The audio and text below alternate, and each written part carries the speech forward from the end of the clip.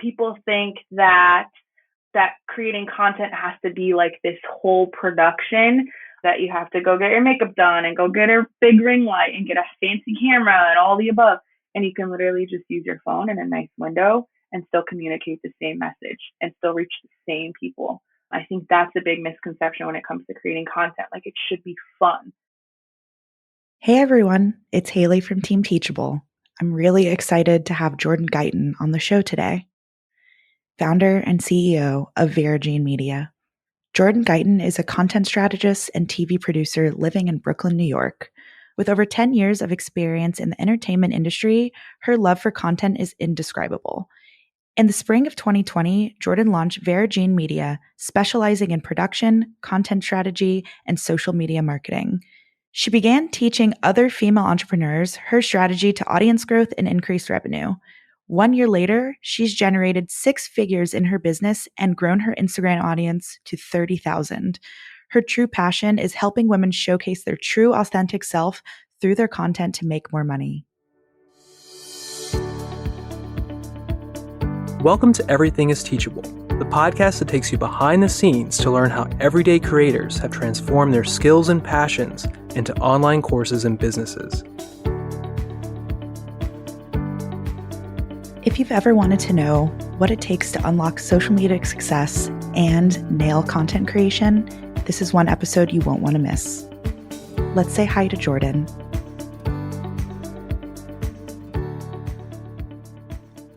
Jourdan, thank you so much for joining me. I am so happy that you are one of our guests right now. I've been so looking forward to this all week long. How are you doing today? I am freaking pumped. I'm excited. I always love your energy and I love the Teachable family. So any opportunity that I have to do anything, I'm like, yes, please. So I'm excited.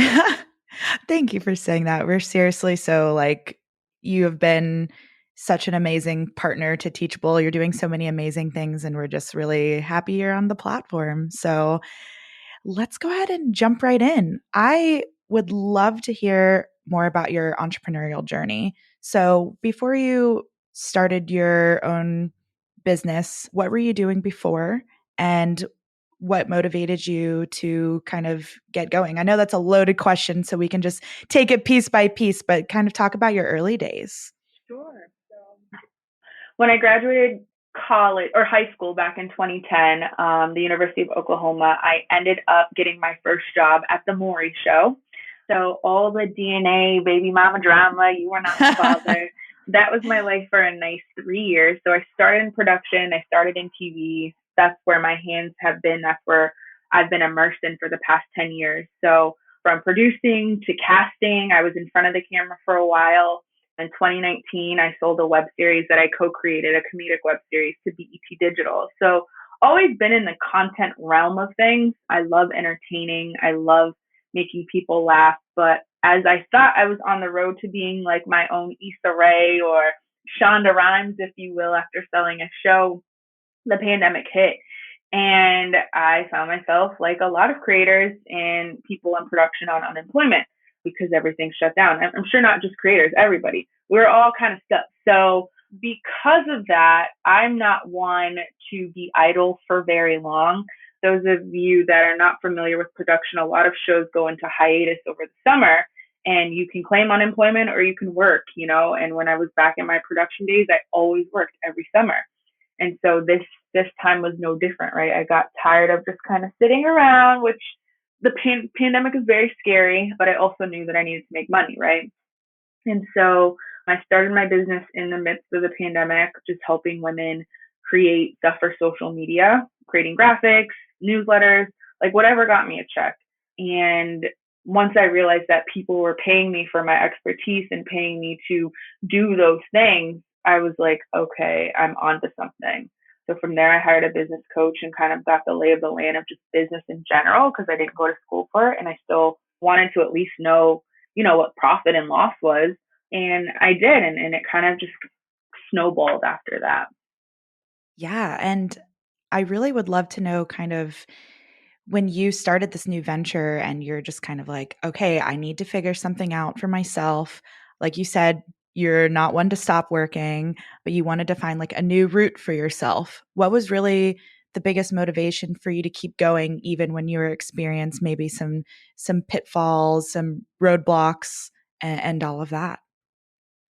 I think what has always kept me going just through life and just everything is just knowing that I can, knowing that I'm favored, knowing that I'm blessed, knowing that whatever opportunity comes my way, I have to seize it. And so I think just being in that headspace, and as I started serving women and learning that I was helping them and serving them, I really started to wrap my mind around how important it is just to serve one another. And I think that's really what's gotten me like really head over heels for doing what I'm doing, because it was switching from this feeling of like selling all the time, buy this, buy that. But I realized, and what kept me going was that, hey, I have more people to serve. Like, I have more women to help start their business. I have more women that are shy and need to be on camera. Like, how can I communicate this, and what do I need to do now to start serving? Absolutely. I mean, that is such amazing motivation right there. And I know you have definitely inspired me in terms of getting on camera. In my day to day role, there are some times where I have to go live and it's terrifying still, but you've given me a lot of confidence to just go for it. And I know I'm not alone in that sentiment at all. So thank you for that. So let's go ahead, and I really want to jump into online courses and when you started thinking about bringing them into your business. So your Teachable school is Jourdan Guyton Content Academy. What was the motivation behind that? And I'd love to hear some of the aspects of how it made a huge difference in your business. Sure. So, I mean, before the pandemic, I knew that I wanted to create courses. I just didn't know like how to do any of it. I had seen an ad from Danielle Leslie, and I was like, oh my gosh, who's this? Like, she looks like me. This is so cool. I'm going to go to this webinar. I don't even know what a webinar is. This is all pre-pandemic. And I attended one of her, the course from scratch one, and I was like, oh my gosh, I have to do this. I need to figure out how to create. I don't know what I'm making a course on. I don't know. She's talking about these people making crazy money. Like, what's the deal? How are we doing this, right? And I eventually, you can look at my journals from back in the day. Like, eventually, I was going to get around to creating a course. Eventually, I was going to make something for people that wanted to sell a show, or people that wanted to get into production, or whatever the case is. I knew that I wanted that stream of income. I knew that I wanted to package my ex. I just didn't know when it was going to happen. And when I announced my business on Facebook, a friend of mine, Kavana, we did improv class together back when I moved to New York like years ago. And she was like, hey girl, if you're ever interested in making extra money, like I work for Teachable, blah, blah, blah. And I was like, oh, what's that? And then she told me what Teachable was. And I was like, oh, well, and this is now in the pandemic, right? Because I had started my business.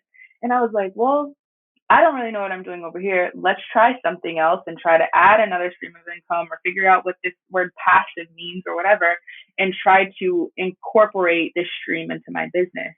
And so I tried my first course. It's probably still up there. It's trash, but it was an effort, and I did my best. I don't even know if anyone bought it. Maybe 4 or 5 people bought it. It was like $97. It was called Level Up Your Live. It was all about going live, and yeah, it was no easy feat. The easiest part was creating the course, but I think a lot of times as like business owners or entrepreneurs, like we painted this picture for other entrepreneurs that it's just so easy, right? That we can just throw up a product, we can just throw up our course, and then boom, it just flies off the shelf. And it doesn't work like that. And I think that once I introduced my courses at the very beginning last year, I had to learn that like the hard way. I had to learn that like you have to do, it's not passive, like you have to do a little work in the beginning for it to eventually run on autopilot. So I'm glad that I did. Now my courses are doing a lot better, that I've channeled my energy into it. I think my last cohort was a $20,000 launch. And then I also did a recent Reels workshop. And so I did that live, but now I have the replay available. And I think that's been doing, a couple thousand. So that's when the passive release starts happening. But I had to do a lot of work before, this growth started happening. Yeah, definitely. And I think that's something that's so important that, we make sure we tell newer creators, is that it's not an overnight success. and that's a good thing. You learn so many lessons along the way. And just like with your first course, that is not absolutely not a failure. If only a few people bought it, like first of all, people still bought it. And second of all, you learned so many things that brought you to a $20,000 launch. That is incredible. So, one thing that I think people have a lot of trouble with is really narrowing down their course topic idea. So what was kind of the push to get you to pick this specific topic for your different courses? Yeah, that it is tough to pick a specific thing. I think what has helped me is just asking my audience, knowing my audience, keeping a pulse on my audience, because a lot of times we think that our course idea is what our audience wants, and 9 times out of 10, it's not. So it's really important. I learned it's really important to just ask them what they want to see, give them the opportunity to bring input to your course, because then when it's time to sell, they have that feeling as though they contributed to the evolution of it or the building of it. So I think that it's really important, to get a pulse on your industry, a pulse on your particular audience, just because the industry might be trending some way. Everybody's audience is different. So really doing that research, social media, you can do like market research, like Google Forms. You can ask your audience on Facebook or hop into some Facebook groups, but just doing that research before, because what is tough is like creating something and spending all the time in front of the camera and ready, set, go, and then you put it out there and you did the whole thing and it didn't sell because you didn't do the research. So I think, it's really important to kind of do your due diligence at first. Definitely. I think something else a lot of people, at least on our team, has kind of passed along as a really great tip is if there is a specific question that you find your audience keeps asking you about, that's usually a pretty good indicator that would be a good online course to create. I agree. That's what I did with the Reels workshop. My Reels have been going pretty viral and people were asking me so many questions, and I did a $97 workshop with a $97 replay, and 120 people were ready for it. So, and they all were asking that question. So you're absolutely right about that. That's awesome. So something that I'm really curious to hear from you, and this can be specifically to you or maybe in general of being an entrepreneur, what are some of the biggest misconceptions people have about what you do for a living and your business? I mean, I briefly touched on this as far as like people, the biggest misconception is that like I just hop on live, I smile, I get excited, I get hyped up, and then I'm just like, okay, bye, and then I make thousands of dollars. It doesn't. Like, if y'all could see, if I wish my husband was on this interview with you and he would tell you all the times I've cried my eyes out, cried. Like one person bought my first cohort in my group coaching program, hysterical. I was like, I'm never doing this again. This sucks. This is hard. What am I doing? People think that creating content has to be like this whole production, that you have to go get your makeup done and go get a big ring light and get a fancy camera and all the above. And you can literally just use your phone in a nice window and still communicate the same message and still reach the same people. I think that's a big misconception when it comes to creating content. Like, it should be fun. That everyone's making money. I don't think that's true, because the people that you be thinking making money ain't making no money and they're asking you for advice. So I think that's a big misconception. I think that it's a big misconception that like it's really lonely. It is, and it can be, but you have to be intentional about your community, right? So you have to be intentional in seeking out people that you want to surround yourself with. A lot of times they're not going to just pop out of the sky or pop into your DMs or whatever the case is. You have to intentionally seek out your virtual besties or your people in person that are your community. It does not have to be lonely. Entrepreneurship does not have to be done alone. I think that's a big one. So I hope that answered your question. Oh, definitely. And I really appreciate you bringing up, community and finding your people online. It is so important. And it's a known fact that entrepreneurs experience higher levels of mental health conditions, which we'll get into later. But that's really important to just find your go-to group to support you and uplift each other. So I think that's really, really important. So you mentioned something just a little bit ago about how content creation doesn't have to involve so much makeup, all the fancy equipment. And you mentioned you can do it with your phone. I think that video is something that is so, I mean, now that we've seen the news with Instagram transitioning to prioritizing video more, that's just going to be something that's going to come up more and more. What are some kind of go-to video tips that you like to use that you think that have shown through in your marketing efforts? I mean, I think what I always teach my students and my audience is, to create an on-camera ritual. So something that you do before you hop on camera, whether it's listening to your favorite song or I don't know, praying, meditating, whatever gets you like in the mood to show up. Maybe you're giving yourself a pep talk. Maybe you have an alter ego, like whatever the case is, right? You do that for you so that your body knows like, hey, I'm about to be in this slightly uncomfortable position, but I've already been warmed up to do so. So I think that's really helpful. I think as an entrepreneur or as creators, we're timid about asking for the sale. So I think that it's really important to remember after giving all of that value, after hopping on and pouring your heart out and telling your story and talking all about how you can help these people, actually offering your services or asking for the sale, I think is super, super, super important because if people don't know that they can work with you, how can they hire you? So just getting comfortable with that, getting comfortable with saying your services or your price, even if that's something that you do. But I think that, those are super, super important because that sets the tone right before you hop in. It sets your energy, whatever your energy levels, your best energy levels are. And then two, your videos are now converting because people are figuring out, again, how do they spend money with you? They get you from the top of the personality to the end of the pocket. And, we get that money. So I think those are some tips for sure.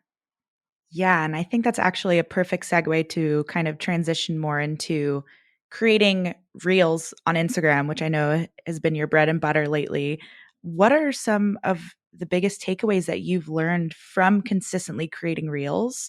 And also, if you have any great tips or advice that you'd share with other creators who are maybe, getting and feeling a little bit more stuck with being consistent and showing up more on video. When I first, don't get it twisted, when I did my first reel, it took me 2.5 hours. It was hard. I didn't know what I was doing. I just knew that I needed to point or dance or figure it out, right? And one of the questions that I asked in the Reel Talk workshop, I did my first reel in October. And in the 8-month span, I had asked my attendees how many reels do they think that I'd posted in 8 months. And some of them said 100, another one said 10 million, someone else said 40, someone else said 80. And the truth is I posted 31 reels in 8 months.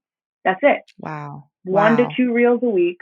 I got consistent with that. I just said, if I can do one, like if I can just do one, I could show up and point. That's all I do. I don't Cardi B nothing. I don't dance. I don't boogie. I don't do none of that. My rhythm, I'm still working through that.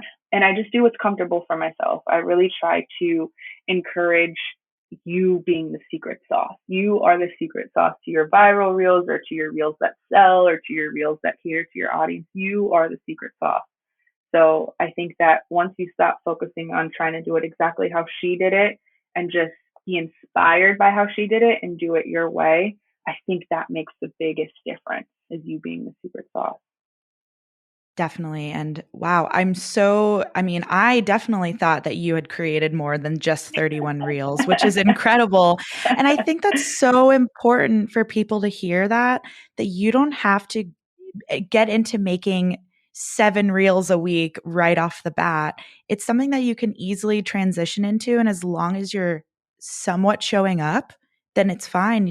You can take those baby steps to getting to that point eventually. I think that, and I'm speaking to myself a little bit here. You don't have to think of the end result so quickly. You can just worry about the process, taking the small actionable steps that are the most realistic. So I think that is super valuable for people to know. Start where you are, start exactly where you are. Just like in business, right? Like we always look at someone's year 5 and we're still in day 5, and we're like, oh my gosh, why haven't I had 100K month? And it's like, just give it time. Stay where you are, meet yourself where you are, and go from there. It's not a sprint, it's a marathon for sure. Absolutely. And going back to kind of, if we're expanding out, just looking at social media in general, you've experienced so much growth on social media, especially on Instagram, going upwards of 30,000 followers in a little less than a year, which is amazing. I find that fellow creators do have a hard time showing up on social media, whether that's, going back to content creation. So what advice would you have for fellow creators who feel really frustrated and, burnt out by the pressure to always be on with social media and constant content creation? My first piece of advice would be to take a break, right? If you're feeling like that, if you're feeling overwhelmed, if you're feeling defeated, if you're feeling like stuck in this cycle, definitely like unplug and take a break. Listen to your body. It can be a beast, right? It could be noisy. So I think that's the first thing. And when you're ready, come back. It's not going anywhere. People ain't going anywhere if they unfollow you. There's 7 billion people on Instagram. It's okay. The second thing I think would be really to get clarity on 2 things, right? What you are ingesting on social media. So like, who are you following? Whose feeds, are they pouring into you, or are they draining you, right? And go on an unfollowing spree. You don't have to follow everyone that follows you. Doesn't matter if you went to kindergarten with them. Like, you don't have to. It's your page. It's your energy. I think that's the first thing. And then secondly, get clear on why you're using social, right? So are you using social media because everyone's doing it? Are you using social media to grow your business? Are you using social media to connect with your friends from high school? Like, being really clear on that first and foremost positions you to show up in a way that is authentic to why you're there. So if you are doing social media because everyone's doing it, your energy is going to be off because you don't want to be there. So your content's going to suffer. We're going to feel like you don't want to be there. So your sales are going to suffer. So just being clear about that first before you go head on to like trying to tackle this whole big beast. And then also, don't be afraid to get help. Like, don't be afraid to get help with your social media. Like I said, I work with women who have felt overwhelmed. Having structure is such a game changer in this online space. But I think just like we need coaches for business, or we need coaches for mindset, or we need coaches for leadership, or whatever the case is, if social media is something that is overwhelming to you, there are plenty of us out here at all different price points ready to assist and get you from feeling that way. Because social media is meant to be social. You can sell, you can connect, but I don't ever want it to feel draining or overwhelming, or it will. You'll have days where you're like, damn, I gotta post again. 100%. I feel like that. Yep. I'm like, bro, like, seriously. But keep a couple posts in the holster and don't be afraid to repurpose old content. So on those days where you're like, I'm not trying to do my eyebrows or do my edges or none of the things, go back about a year, find out what content worked, and just repost the same. Like, no one cares. No one cares. Just post. Right. Yeah. And not to mention, people will probably forget that they even saw it to begin with. And if it worked the first time, it's going to work the second time. 100 trillion, facillion %. I agree. Let's do a little blast to the past for a second. So I'm curious to know, if you were starting an online business today, what would you do in the first month or two? In the first month or two, I would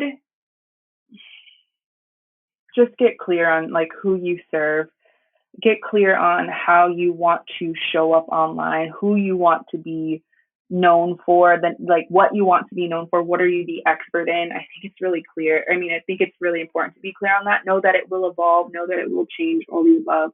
But if you think that you are going to be a social media manager, but then you also want to be a nail tech, like, that's very hard. It's very hard to communicate that on social media at the same time. So just getting very clear on what you're going to be known for in this social capital space, first and foremost. I think that in the first month or two, invest in yourself. So a coach could be an assistant. If you don't need a coach at that time, it could be a course. It could be a workshop. you don't know what you don't know. So I would say invest in yourself and learn from people who are where you want to be. So not because you think they're awesome or they're funny or you love their personality. Are they where you want to be? Are they doing what you want to do? I think that's really important when investing your money. And know that it's not easy. Like, this is not for the faint of heart. This is not, it's not like stick a toe in. It's like, it's all or nothing. And you have to make sure that you have that, like, there's no plan B attitude. There's, there's nothing after this. Like, it's going to suck. It's going to be hard. There's going to be months where, your pockets are low, but then there's going to be months where the money's popping.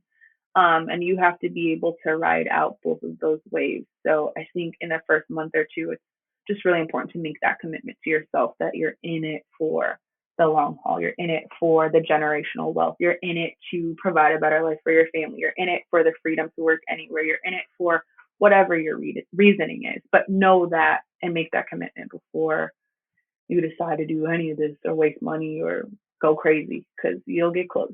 Trust me.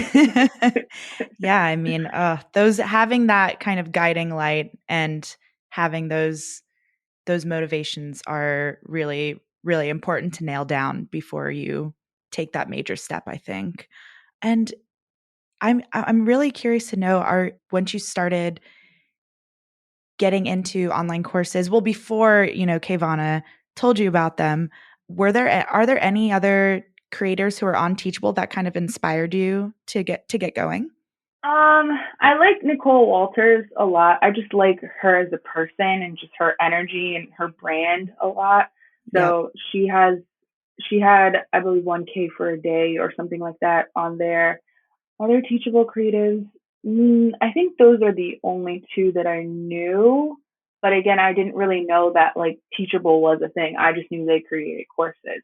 Mm-hmm. And again, I didn't know like platforms or nothing. Like, I didn't know anything. And I think that once I got immersed in this Teachable family, you start to see how much they care about the creators. And I think that's what was really beautiful in my course journey and just trying to figure out and not knowing like where to go. A lot of my clients or students or people in like my free communities are always like, oh, I want to do it. I want to package my expertise. And like, that was me at one point, right? I didn't know. So if I don't even know what the question was, Haley, but if I could be the one that points people into that direction of like a platform that, or a creator that like cares and is supported, I think it wasn't even the people that I liked. It was nobody that I liked. It was the platform itself that made me fall in love even more with creating courses. It was Katie who worked with me when I first started my course. It's Soph now who's like helping me through this. It's you. It's who's the guy that I did the live interview with? Keith. It's Keith. Like, it's people like that it's like, it wasn't for me. It wasn't about seeing other creators. It was the experience from the moment that the moment that I came into contact with the platform it wasn't about who I'd seen before. It was the experience that I had once I got here. Oh, absolutely. I think that one of my personal favorite things about my role is getting to work with the amazing people that are on the team. We are so inspired and so driven to help our creators in the best way we can to serve them. And I'm just glad to hear you say that. Like, that is so validating for everyone on the team to hear that the work that everyone puts in is making a difference in your life. So Definitely. Earlier, you had mentioned how other creators can kind of take that step to kind of protect their energy and to have those realizations of, okay, when I'm starting to feel burnt out, here's what I should do. But I'm curious to know how you personally practice self-care as a business owner. It's a tough one. I think the way that I practice self-care is by prioritizing it. So, Fridays I do not work. That is my creative day, whatever that might look like for me. And it's not necessarily like creating content. Sundays is when I do that, Sunday nights, but it's more so being creative in journaling or being creative in reading or being creative in whatever that looks like for me, but it's also my healing day as well. So I left my mom back in February, and I initially it was this like creative, like do whatever you want, but I also use that as a day to just heal, whether I schedule therapy on Fridays or I go get a massage or I go get a pedicure. I make sure intentionally that I have at least that one thing, whatever that might look like to me on that Friday, that feels like healing or creativity to me. So I think, the short answer of practicing self care is prioritizing it and really setting those boundaries. I don't take client calls. I don't communicate in my communities on Fridays. All my students know that. If I'm on Instagram, it's not for my business. It could be like to look at my ice cream or my margarita. And that's simply what it is. But you have to prioritize it, and you have to set boundaries around it so that it's protected and it's sacred to you. Right. And how can fellow business owners, especially those who maybe are just getting started, how can they best set boundaries without maybe, I feel like overall setting boundaries can maybe feel a little bit uncomfortable for some people. So what are some ways that people can set boundaries and not feel uncomfortable around it and rather feel empowered? I think it's just shifting that mindset, right? Of it feeling uncomfortable to knowing that, like you said, being empowered, but also knowing that these boundaries are not for them, it's for myself. It's to protect myself, protect my heart, protect my energy. So there's nothing against you. There's nothing against whomever I'm setting boundaries against. It's for yourself. And boundaries only work if you enforce them. So you can say that your clients can't call you after 5 or that you're not doing any social media done for you content, but then someone comes across and you're like, oh, I'll just do it this once. There goes your boundary, right? So you have to be the one that's also enforcing these things, because if you're not, that's when people start to get offended. That's when people are like, oh, well, I thought you said you weren't doing any done for you content, and that's your fault. So really just enforcing those things, making that mind shift to know that it's to protect you, it's to make you better, it's to grow your business. It's so that you can pour into yourself or pour into your loved ones. But yeah, you have to shift that. Boundaries are good. Boundaries are blessings. You need them, especially as a business owner. Definitely. And especially if the vast majority of your business is happening online, I feel like it's way easier for those to be crossed virtually. Girl. Yes, you are right. You are right. I agree. Well, this has been just an amazing conversation. I am just so grateful to have you on the show. And I would love to know and let everyone who's listening know where people can connect with you or learn more about what you have to offer. Sure. So I'm definitely an Instagram girl. So you can connect with me on Instagram at Jourdan Guyton. And you can also visit my website, JordanGuyton.com. I have a group coaching program hosted through Teachable called the Courageous Content Academy. So for women entrepreneurs, female entrepreneurs that are service-based businesses, on how to create profitable content to sell your offers and your services. So you can find me on Teachable too. Yeah, that's all the things. I have a Facebook group too, but it's hard to explain, and you can find it through my Instagram. So definitely check me out on Instagram. Perfect. And before we hop off, do you have any last words of wisdom or inspiration for our listeners? I think some inspiration and wisdom could be that there's somebody tied to your story. So there's somebody tied to whatever you've been keeping in, or that draft that has been sitting on unpublished, or your experience or your expert, like someone's waiting for that. And someone's tied to that. And the longer that you don't share your gifts or share your expertise or share your service, that's another day delayed that somebody doesn't get free. So it's so important just I know it's scary. I know that sometimes it's hard to be vulnerable, or maybe we might feel like, we're not quite experts. Just do it. And you'd be surprised and amazed by who was waiting for you to do that. So, yeah. Yes. Oh, those are beautiful parting words. Jourdan, thank you so, so much. And I'm so excited and proud of you for everything that you're doing. And I just cannot wait to see what you do next. Thank you It was freaking awesome. Y'all know I love Yes. you, so thank you for having me. This podcast is produced by Teachable, your go-to platform for course creation. Since 2014, we've helped more than 100,000 creators earn over $1 billion from online courses and coaching products. How do we do it? By managing all the logistics, like coding and payment processing, to make it easier than ever for you to share your knowledge online. To learn more, visit teachable.com.